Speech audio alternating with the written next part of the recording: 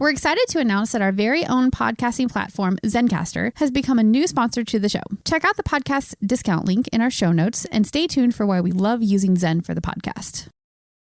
You're listening to the Archaeology Podcast Network. Hello and welcome to the Archaeotech Podcast, episode 109. I'm your host, Chris Webster, with my co-host, Paul Zimmerman. Today we talked to Dr. Jamie Anderson about her PhD work in landscape archaeology with a focus on radiocarbon dating. Let's get to it. Dr. Jamie Anderson has a PhD in archaeological science from the University of Oxford. Her master's degree, also from Oxford, was in landscape archaeology with a focus on radiocarbon dates from Anglo-Saxon England. Her PhD was about linking archaeological and environmental records in the North Atlantic from around 800 to 1800 CE using Tephrochronology, or volcanic ash dating, radiocarbon dates, optically stimulated luminescence, and Bayesian Monte Carlo modeling. While she was finishing the write-up of her PhD, she worked for the Bureau of Land Management in Western Colorado. Dr. Anderson has done fieldwork in the Four Corners region of the USA, Western Colorado, England, Scotland, Northern Ireland, Iceland, and helped a friend record some rock art that was part of her PhD in Lesotho. All right, welcome to the show, everyone, and welcome, Paul. How you doing? Pretty good, Chris. How you doing? Not too bad, not too bad. If you're listening to this in the future, you won't even know this, but if you're listening to this in real time, I think we took a couple-week break just because it's summertime and I had a vacation and the internet was not good there. And then I had some field work last week and it just was a complex string of unavailability. And Paul, I think you had the same thing going on, didn't you? Yeah, I was off at a conference for work. Sadly, nothing to do with archaeology, but a lot to do with tech. There you go. Well, keeping in it. So, all right. Well, as you may have heard, the Archaeology Podcast Network is always looking for volunteers and people to help out. And we recently just took on a new volunteer, and she's going to help us produce and find guests for this podcast and a couple others possibly. And when I found out what she did and what she does and what she did for her PhD, I was like, hey, you should just book yourself as the first guest on Archaeotech. So welcome, Jamie, to the show. Thank you. So why don't you just start, before we get into what your research was, tell the audience, I read your bio, so they've already heard that. So tell the audience just a little bit about your background. How'd you get into archaeology? You know, what brought you over to the UK? Things like that. So and we might have some questions based on that, but let's start with that. Well, I got into archaeology a little bit differently than most people, which is that I was really obsessed with the movie Jurassic Park. And I really wanted to be a paleontologist. And then when I went to college, I got a full ride scholarship to a university that didn't offer anything related to paleontology, but they did offer anthropology. So I was like, all right, that seems legit, and went into that instead. It's an ology. You're not helping the case that archaeologists don't dig dinosaurs, Jamie. You're really not. I know. I agree. Nice. I'm very vehement about correcting people when they're wrong, though. Nice. Especially with that one. I think it's probably once or twice a week because of my interaction online and with the radio show and things like that I'm correcting people on, like, oh, so do you find dinosaurs? No, we actually don't. So yeah. Anyway. Nice. So you are from the United States originally, but you went over to England for your graduate degree? Yes. Both of your graduate degrees or your undergrad as well? No, I did my undergrad at American in Washington, D.C. Okay. And then just kind of on a whim, I decided to apply to graduate school in the UK. I also applied to University of Colorado and University of Arizona. And I got into Oxford, and my mom was like, you have to go there. So that's fair. Also, at least at the time, and I think it's still the case, though the tuition fees have gone up a lot. But when I started, it was much, much cheaper to be a student in the UK. So, wow.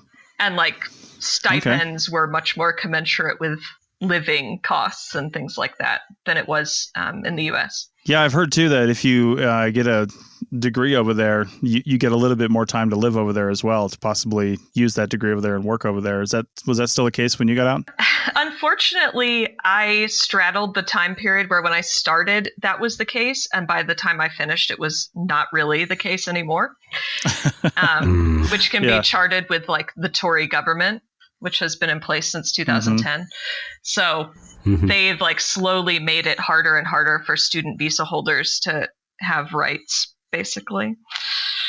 Yeah. I don't want to go on a big political complaint about this, but yes. No, let's get into technology. Yeah. So archaeology and technology. So let's see. Let's start with your master's degree. According to your bio, which I again read at the beginning, landscape archaeology with a focus on radiocarbon dating from some sites apparently in Anglo-Saxon England, or at least dated to that time period. Yeah. So why don't you tell us a little bit about that research? Yeah. So I made a database of all of the Anglo-Saxon radiocarbon dates that I could possibly find, anything that had ever been published. At the time, a lot of, or like basically since radiocarbon dating started, a lot of the bigger labs just publish lists of dates, and you could just go through those and kind of mine them for information. And then I looked at site reports, and I even looked at some of the gray literature that my professors helped make available to me. And I got a database of about 1,000 radiocarbon dates. And it included information about like what kind of material they were on, like was it on bone, was it on woods, things like that, and where they were found. Nice. And then I made a pretty simple GIS, especially looking at the bone samples to see if the reservoir effect was a problem, because I had this hypothesis that people eating fish would have older radiocarbon dates, which is what is caused by the reservoir effect, and that it might show up when mapped. But in reality, it seems like people were eating fish everywhere and diets were really varied. And Anglo-Saxon England actually had a really sophisticated trading network for getting food from the coast into the central part of the country. Is that what you hypothesized you'd find, or did it come as a surprise to you that there wasn't such a difference that you were expecting? It was a little bit surprising to me.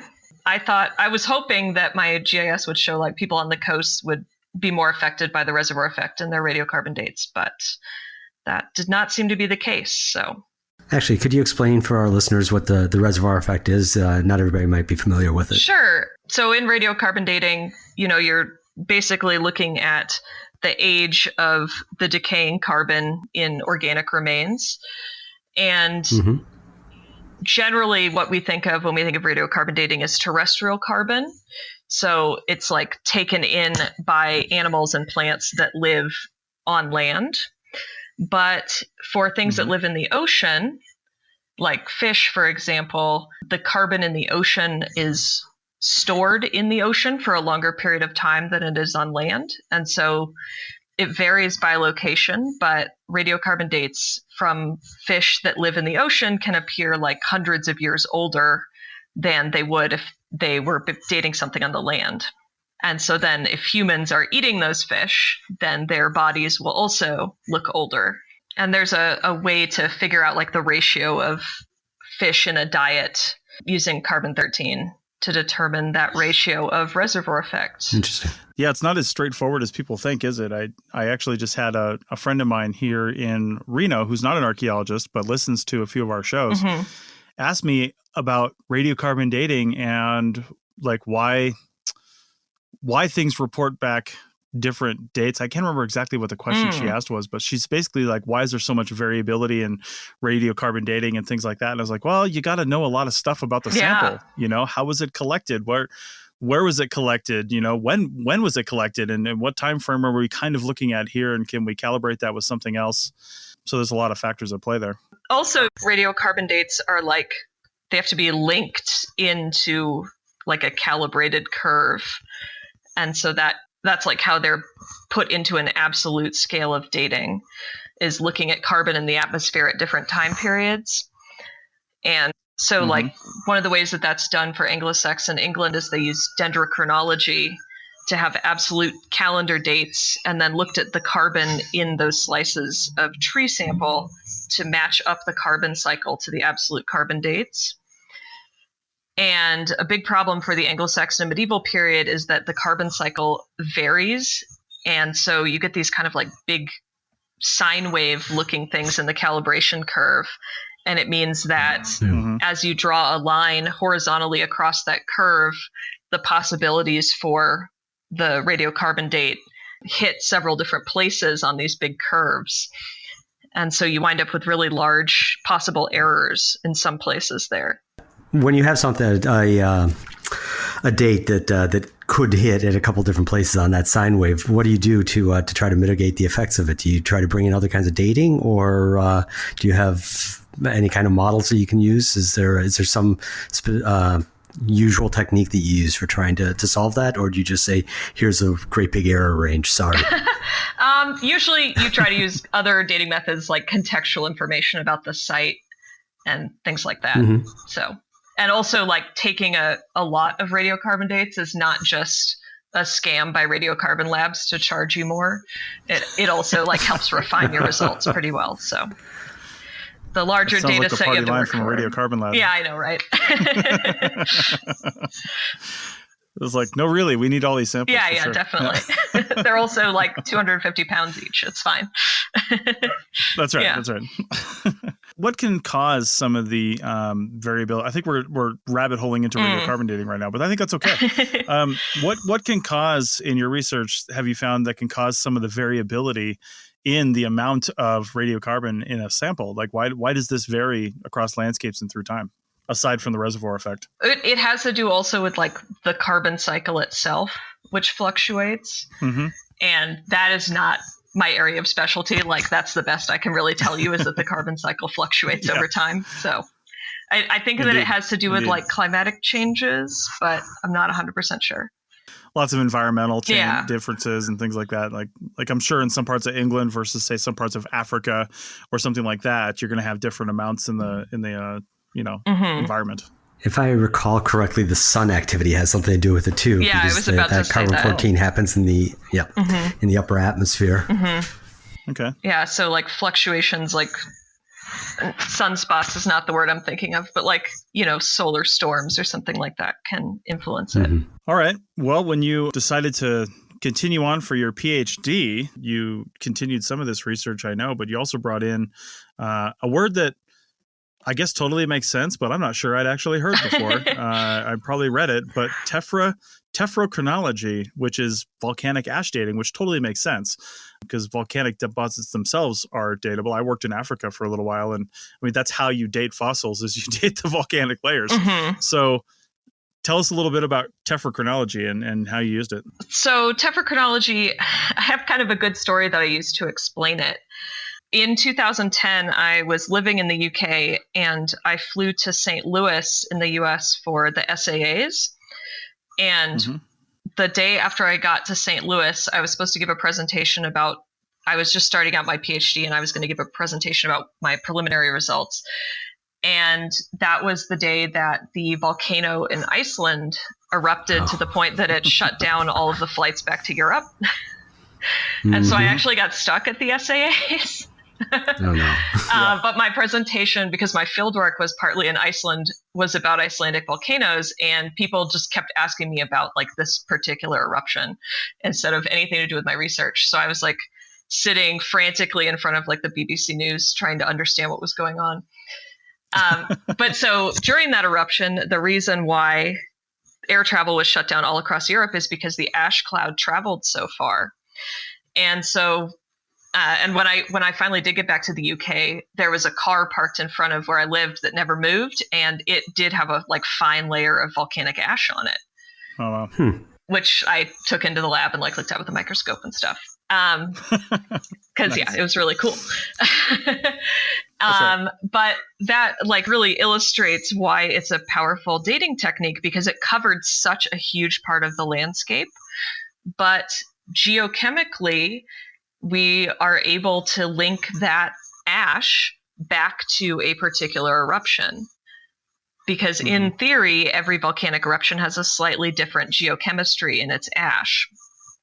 So then you could find that layer, in England, you can find it, I think it went as far south as Italy, you can find it in Iceland. And so when you find that layer, you can say these things were all happening simultaneously, or basically simultaneously. That signatures from individual eruptions or from individual volcanoes? Theoretically, it's from individual eruptions.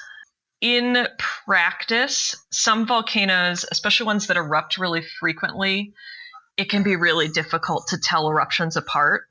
Mm-hmm. And so, like, there's some particular ones from Iceland. There's a volcano called Hekla, which is one of the most frequently erupting volcanoes in the world right now. It's erupted something like, I don't know the exact number, but it's like 20 to 25 times since like 1000 AD. Wow.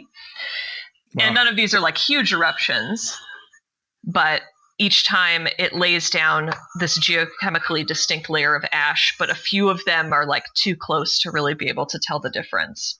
So it'll say like, could be Hekla 1104 or Hekla 1357, for example. Are those numbers the years that they were proposed to have erupted? Okay, yeah. Yeah, and Iceland is it's like a really easy place to do tephrochronology because they've had people writing down when eruptions happened for a long time.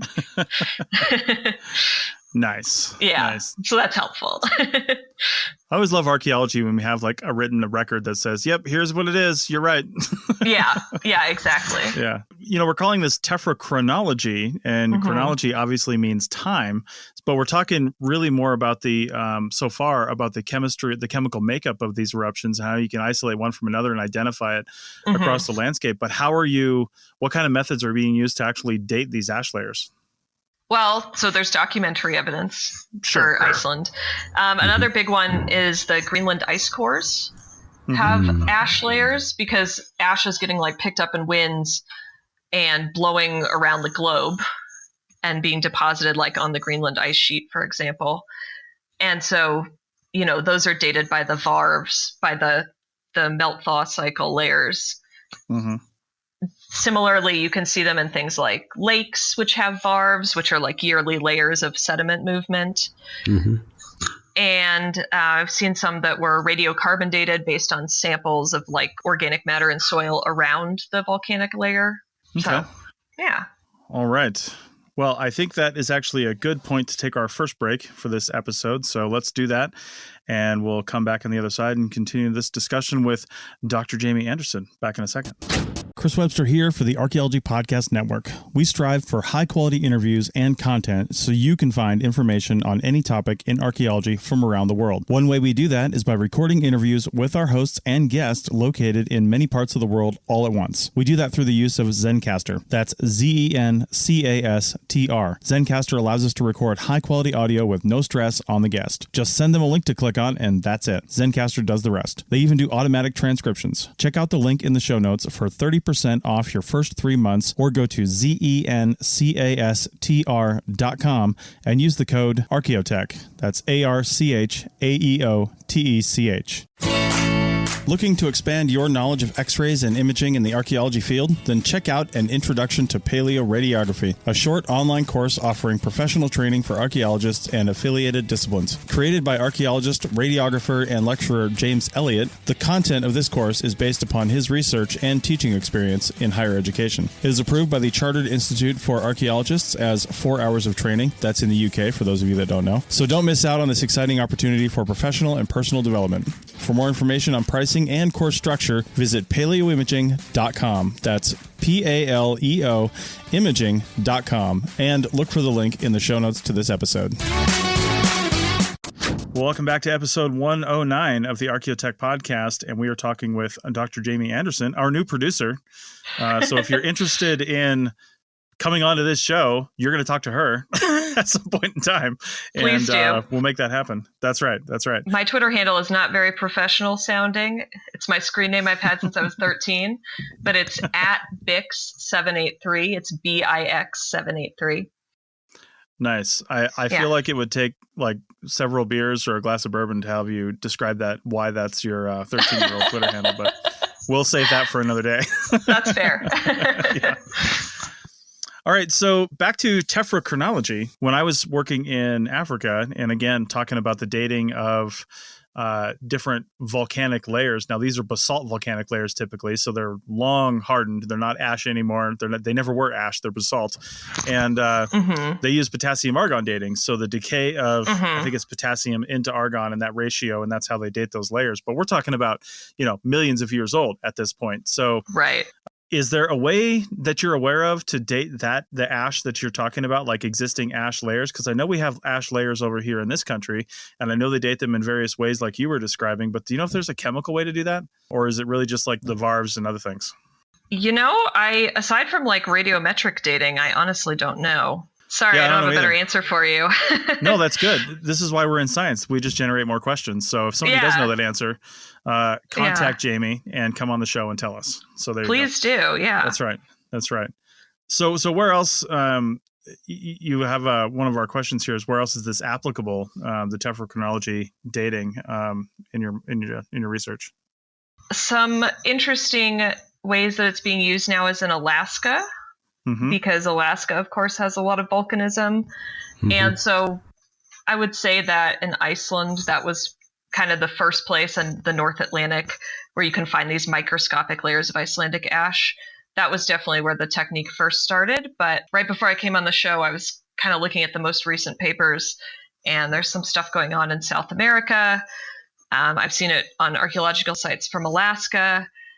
I have also seen a lot of it from really old sites in India. There's a really famous large eruption layer there called like the Toba or Tuva. I don't know how to pronounce it. I think it's Tuva. Eruption. Yeah. Tuva? Okay. I think that's what I've heard. Yeah. So they've been looking at that ash layer.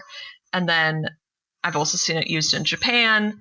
And I saw a really fascinating talk a few years ago by a Russian archaeologist who has been cataloging volcanoes from Kamchatka. But all of her papers are published in Russian. And so that's like a huge language barrier for a lot of Western, researchers and archaeologists. We were all like, wow, this sounds really cool. And she's like, I'll translate it for you. So nice.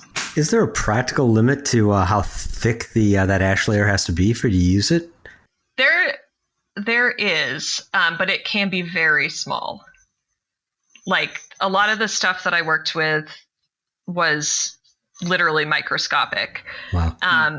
But one of the issues that people find is that volcanic ash is actually tiny shards of glass. Mm-hmm.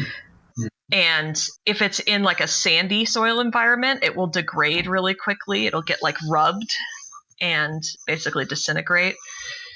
And so if you're someplace with soil that is not favorable to preserving tiny pieces of glass, that can ruin it pretty quickly. But in like peat bogs and things like that, they've been able to find really small layers, like a couple, like 5 or 6 shards per like a gram.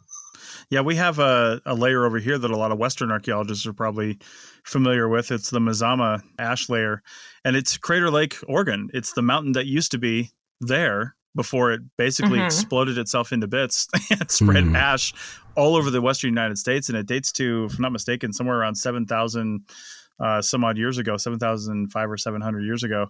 And when you find that layer, and it can be really thin, but when you find that layer, you know where that layer dates to, and presumably they do what you're talking about is they find the layer, and then somebody checks the chemical signature, says, "Yep, that's that eruption. Here's your 7,000 year line." So, yeah, exactly. It's a great technique for linking like huge swaths of landscape. It was also for a long time in Iceland. They believed that there was a layer that was below the first part of human settlement.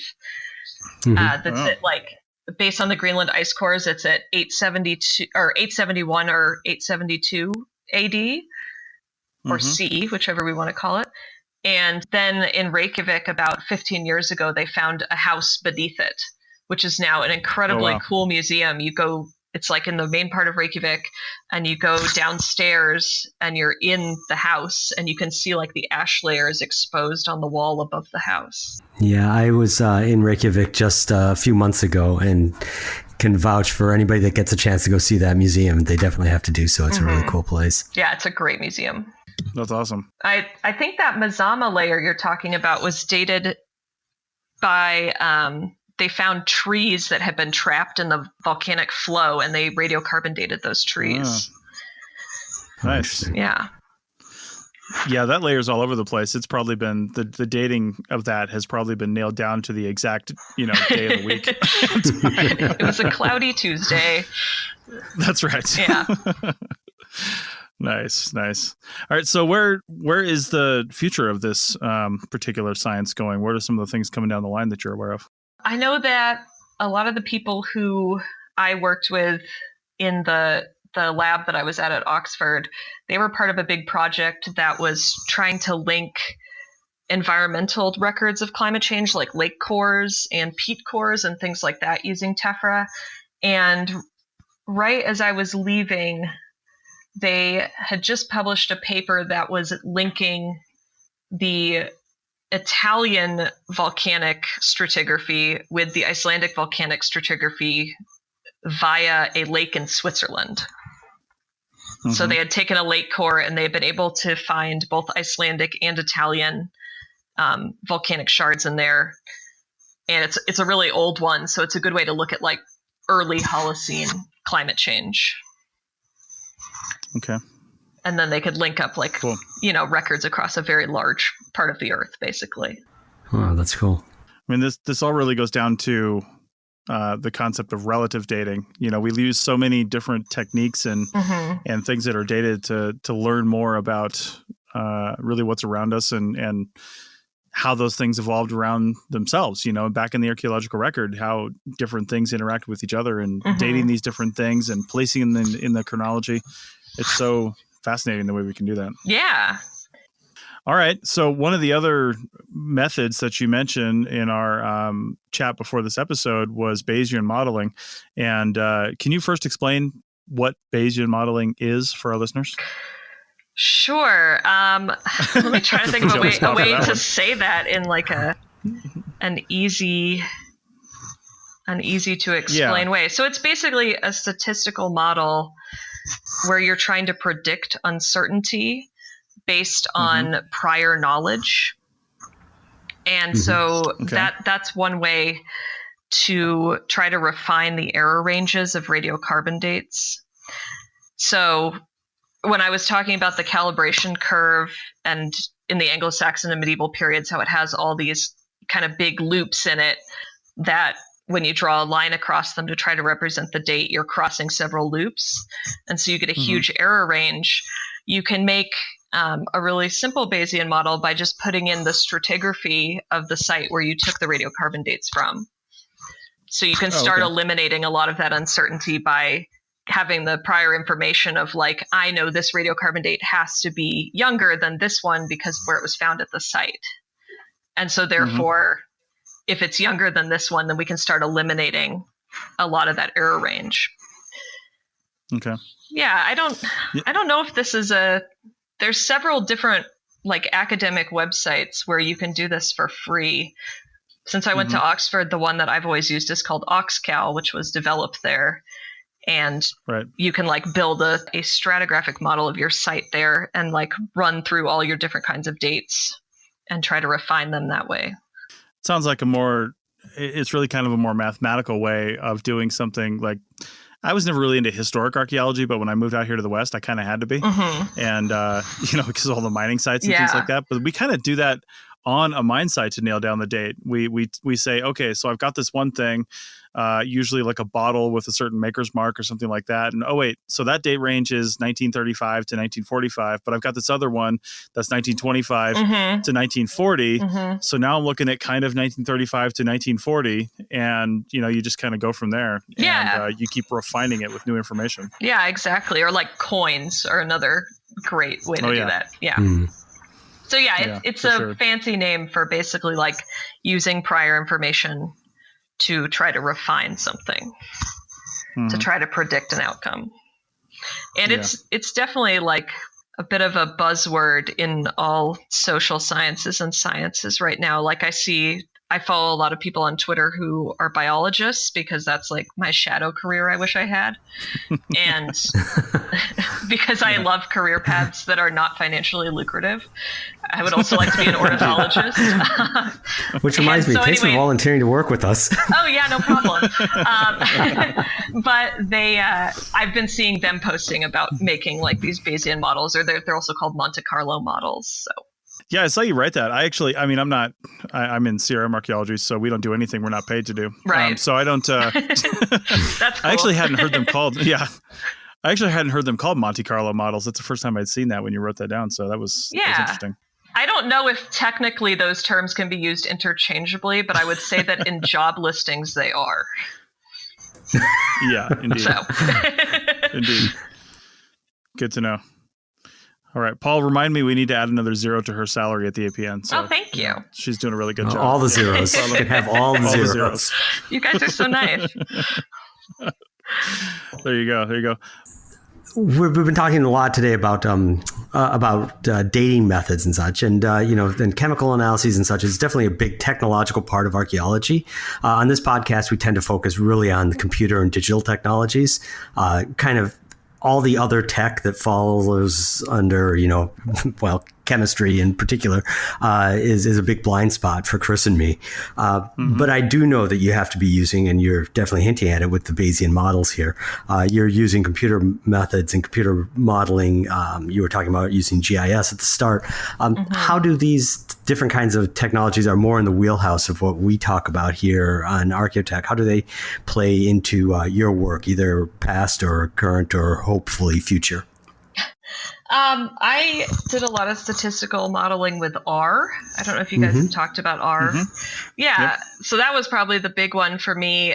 Also use ArcGIS and QGIS. And then I also taught myself a little bit of Python just to do some kind of simple calculations about when I was talking about that reservoir effect ratio. I had like a huge table of radiocarbon dates, and I wrote a Python script to just automatically give me that ratio.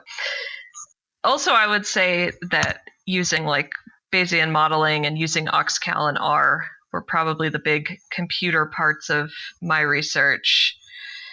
And one of the ways that I used R a lot was looking at the geochemical results. So I would use a microscope to look at my tephra shards, which were very small. And then we would use an electron microprobe to come back with the percentage oxides that was the chemical makeup of these shards. And so then I had like a database of known eruptions, and I would run various statistical analyses to figure out if my shards matched any of those known eruptions. And there's a database called Tephrobase, which is fairly up to date, depending on what geographical region you're in, on the results of like known geochemistry of eruptions. So that was the big computer components for me. I didn't use any cool apps or anything. No, but props for using R and for writing your own Python program. Thanks. Yeah. R was a little bit of a struggle. I also wrote my thesis in LaTeX, which was much more of a struggle. That's what I've heard. Yeah. Yeah. That was my greatest mistake. That's the PSA for this episode. Don't use LaTeX. People tell you Wait a sec. Thumb's fighting words. People tell you Word can't handle it, but it can. Nice. Yeah. All right. Well, as we're wrapping up this interview, what's next for you? What are you doing these days? Well, I'm gonna try to produce your show, hopefully. Nice. And I unfortunately I'm not employed in archaeology right now. Just need a kind of a stable income for a while, and trying to decide where to go from here. I still am really interested in doing research. I have some independent research projects I'm working on, just kind of for myself and to keep my skills up. I'm doing a little bit of a research project about decolonizing museums and looking at museum collections and just putting together some cool visual data about what I find. Okay. So, yeah, that's what I'm doing. Well, now you're in the highly lucrative world of archaeology podcasting. So Yeah. we'll make sure to get you your jet, because once a month we all take our jets and we meet somewhere fun, and then we that talk sounds about archaeology awesome. podcasts. Yeah, it's really great. So, can I give a quick shout out to another podcast on your network? Absolutely. Yes. That talked about something we talked about today. I just listened to the most recent episode of Heritage Voices today. Yep. And there is a great interview about basically the limits of scientific dating for the peopling of the Americas. And I highly recommend listening to it. It's Dr. Paulette Steeves, who is an associate professor at Algoma University. There you go. Yeah. Yep. So thank you, Dr. Steeves. Yeah. Do you have the episode number for that episode at hand? I do. It is episode 31. So check out episode 31 of the Heritage Voices podcast for some more great discussion. So yeah, that was a really good episode. Okay, well, Jamie, that's it for this interview and this segment. So thanks a lot for all that information and for agreeing to be a producer on the Archaeology Podcast Network.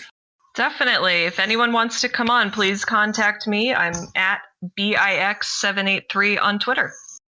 Okay, and we'll have that in the show notes. And at some point here in the next 30 days or so, if you're listening to this in real time, we'll get Jamie an email address as well. But if you prefer email and you're not on Twitter, you can email me, Chris, at archaeologypodcastnetwork.com, and I'll make sure to get it over to her. Basically, what we need somebody to do, and this is what the role Jamie's going to be filling, is basically just have somebody find these people and interact with these people that want to come on the show to do an interview and make sure it's a good fit, and let them know what they can expect, which is a really good reason why Jamie came on today. So now she knows what to expect. Yes. And go from there. So again, if you're interested, check out the show notes for this podcast, and we'll have all the links for contact info in there. So again, thank you, Jamie. Thank you. Thanks. You may have heard my pitch for membership. It's a great idea and really helps out. However, you can also support us by picking up a fun t-shirt, sticker, or something from a large selection of items from our TeePublic store. Head over to arcpodnet.com/shop for a link. That's arcpodnet.com/shop to pick up some fun swag and support the show. Hi, welcome back to the Architect Podcast, episode 109. We just had a nice discussion with Jamie Anderson, and she ended it on a note talking up the recent episode of the of Jessica Yaquinto's podcast, Heritage Voices, and a recent episode of that. And I wanted to plug two other podcasts that are new on the APN. I've been doing a lot of work, yard work actually lately, and I've had my headphones on listening to a bunch of different podcasts. And two that are new on the APN that are fantastic are A Life in Ruins and The Dirt, which just came on this week. And The Dirt is actually, since they first started, they've been one of my favorite archaeology, anthropology themed podcasts. So I'm thrilled to have them on board on our network. So for our listeners, get out there, listen to these two podcasts. You'll love them. I think I certainly do. I've got two little app of the day things today. These are going to go by really quick. The first one is on our last episode, 108, I recommended Castle Wreck as a stupid little game that you can just kill some time and destroy castles with a cannon, and that it was really mindless fun, but somehow satisfying despite all the ads that were constantly popping up. This is going to be now an anti-recommendation. Please don't go out, get that app or download it or anything. If you heard me recommend it before, forget that I recommended it before, because those ads, after a little bit, of just being ads for other stupid games by the same company, there were some games that are, for lack of a better word, pornographic. Oh my. I'm not prudish. It doesn't offend me that this does, but it does offend me that I recommended something that somebody might tell their kid to go download, and then it's popping up ads for pornographic games. I'm not sure how that got through the App Store. It baffles me, but if you downloaded Castle Wreck on my advice and then you were shocked to see those, please accept my apologies, because I did not have any of those ads until sometime after I'd downloaded and reviewed the game and played with it for a while. So, or I guess you can just only play it in airplane mode, because the ads are actually served up in real time. So, usually for games. So if you turn on airplane mode and you don't have any way to retrieve the ads, then you can play ad free. I never tested it, so I don't know if that's how these ones ads work. Yeah, they should. They clearly weren't through Apple's ads. Sure. And I don't think that they were through some of the major ones like Google. I think that they must have been using their own built-in ad engine. Right, which is how they got that stuff in there. Right, and so it may have been baked into the game, you know. Mm-hmm. So anyhow, that's an anti-recommendation, reversal from what I said last time, and you know, do with it what you will. The other one, another and this solid one, recommendation, Paul. Yeah, I know. I'm just getting good with these, aren't I? And the other one has, like I always say, nothing to do with archaeology.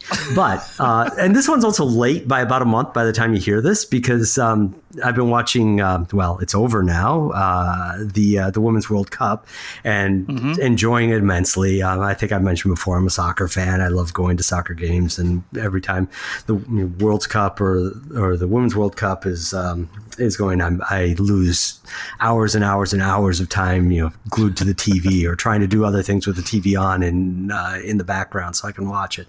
But one of the apps that I learned about during the Women's World Cup is called the IFAB Laws of the Game. IFAB is the International Football Association Board. It's part of FIFA, and they're the ones that actually put together the rules or the laws of the game. And so there's a simple app. It runs on iOS and Android, and it's really nicely put together. So you can quickly use it as a reference for what the laws are, things about restarts, fouls, and so on and so forth.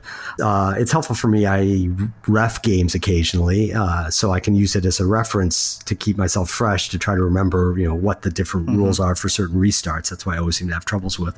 But if you are if you're somebody like me who likes watching soccer games, or you're somebody that maybe is a little unclear about some of the rules, some of the more esoteric rules, it's a really simple, handy way to have it to have the set of the rules right there on your phone, so you can take a quick look at, solve an argument, disagree with the call on the field, or you know, expand your skills if you were planning to do like what I do and ref occasionally. So okay, that's you know, another entertainment, quality of life, other things that might appeal to you. You know, if you were in the field as a you know, let's back up a month here. If you were in the field as a field archaeologist and you had the evenings and you're watching some of those Women's World Cup games, you might have found this app useful to try to find out why they were having all these complaints about the goalkeepers jumping off the line too early during the free kicks, during the penalty kicks.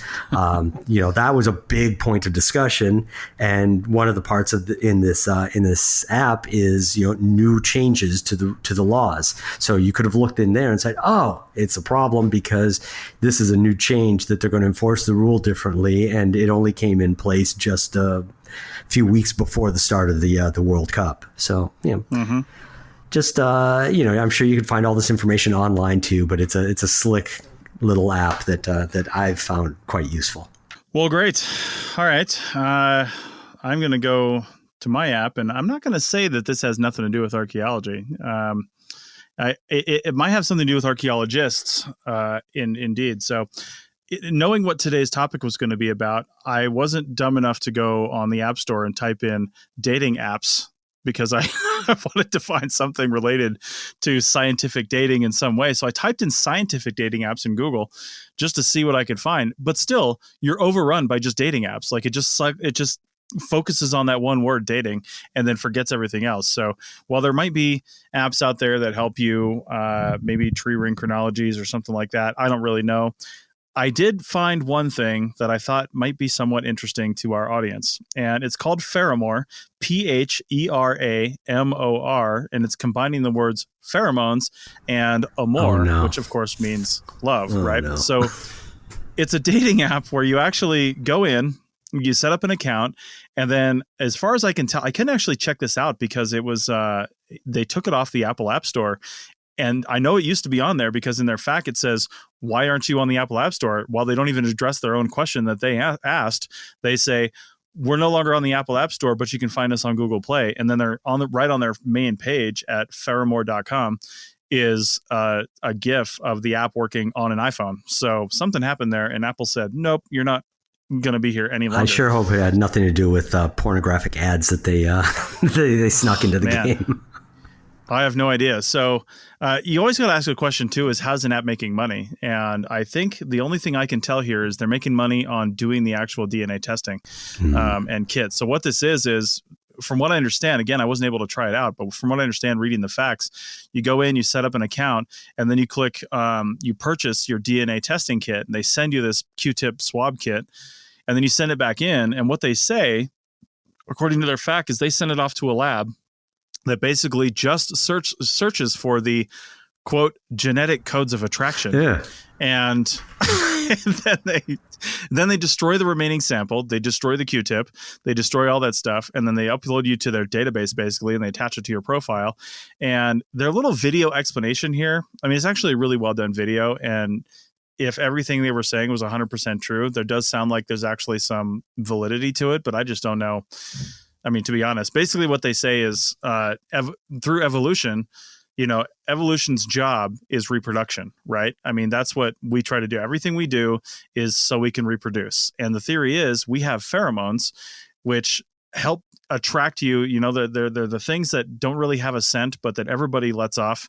And when you're attracted to somebody else, you're getting a whiff of their pheromones through your chemical olfactory system, and this attraction sensor goes off. They're discounting literally everything else, like, let's be honest, looks, career choice, things like that, other things that we've actually taken out of evolution and put into more cultural evolution. So they're not taking any of that. It's just the chemical attraction portion of it. And they're somehow isolating these pheromones in the genetic code, from what I can understand, and then matching you to people who, I don't know how they decide what pheromones match to the other pheromones. That's a good question. Is it identical pheromones? I mean, I don't know how that works. Yeah, but they match you to your somehow cousins, they're matching you based. Right? So like, why does this say I only love my cousins? Why does this? Oh, no. That's excellent. I love it. So anyway, that's what this is. And it's on the Google Play Store. Again, not the Apple App Store. And I thought, you know what, if I were in a dating mood and if I were not married and somebody who was out there dating, all those other apps out there, if I had to choose one, honestly, I'd probably give this one a shot because quite frankly, I don't care where my genetic information goes. If you can learn something from that about me, then fine, go ahead. But it's not really something that's bothered me. But if I could use a slightly more scientific method to find a proper partner, then great. The question I would have here is this gender biased? I mean, will it match you up with a man? If you're a man, will it match you up with a woman if you're a woman? I mean, it shouldn't. I mean, it should. It should actually do that. That's what I'm saying. It shouldn't mind that it doesn't matter what gender it is. It'd be interesting to see if they filter that out just for political reasons. You know what I mean? Lots of questions. You might be able to tell something about yourself. Yeah. And it doesn't say anywhere on the webpage how much that genetic testing kit costs. I know with things like 23andMe and stuff like that, I mean, I think it's upwards of $100, $50 to $100 to do that. So they're not doing a full genetic workup on you. Well, they might be, but they're not giving you that information. So I don't think you should pay that much for it. If you pay more than say $25 for it, you probably paid too much. But it also doesn't look like the app has a cost to it, which again, maybe it's loaded with ads. I don't know. How are they making their money? And are they selling this genetic data to get that kind of money? They say they don't, but So anyway, yeah, it's an interesting thing. It's not a dating app, but it's a dating app. So there you go. All right. Yeah. Well, I mean, a Paul, little weirded out right now. If you were single, Paul, wouldn't you want a more science-minded way? Because I'm not even thinking about the science behind the application. I'm thinking about the type of person that would gravitate to this type of application. That's what I'm thinking of, and that's the kind of person I would be attracted to. Is just on the surface, is somebody who is a little more science-minded, not just scrolling through pictures and swiping right, because of a surface physical attraction. I wouldn't mind starting with something like this and seeing where that could go, because really, what do you have to lose? I mean, honestly. I think that if I was single, I'd probably go for the shotgun approach.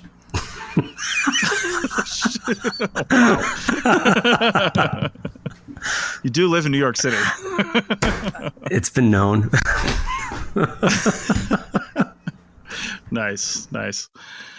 All right. Well, I'm going to say if the links for this and Paul's app and Paul's anti-recommendation, we won't put the links to that in there because it's in the last episode. But so if you use this application and you find yourself a partner, invite us to the wedding. That's all I'm going to say. So we'll send you a gift. All right. Anything else, Paul? No, that pretty much exhausts everything I can think of today. There you go. All right. Well, thanks, Paul. And hopefully Jamie can find us some more guests. Again, her contact info is in the show notes for this episode, and you can always contact me or Paul, and we will forward you on to Jamie, and our contact info is also in the show notes.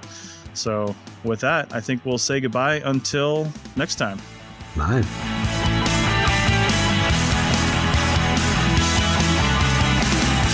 Thanks for listening to the Archaeotech podcast. Links to items mentioned on the show are in the show notes at www.archpodnet.com/archaeotech. Contact us at chris@archaeologypodcastnetwork.com and paul@lugal.com. Support the show by becoming a member at archpodnet.com/members. The music is a song called Off-Road and is license free from Apple. Thanks for listening. This show is produced and recorded by the Archaeology Podcast Network, Chris Webster and Tristan Boyle, in Reno, Nevada, at the Reno Collective. This has been a presentation of the Archaeology Podcast Network. Visit us on the web for show notes and other podcasts at www.archpodnet.com. Contact us at chris@archaeologypodcastnetwork.com. Thanks again for listening to this episode and for supporting the Archaeology Podcast Network. If you want these shows to keep going, consider becoming a member for just $7.99 US a month. That's cheaper than a venti quad eggnog latte. Go to archpodnet.com/members for more info.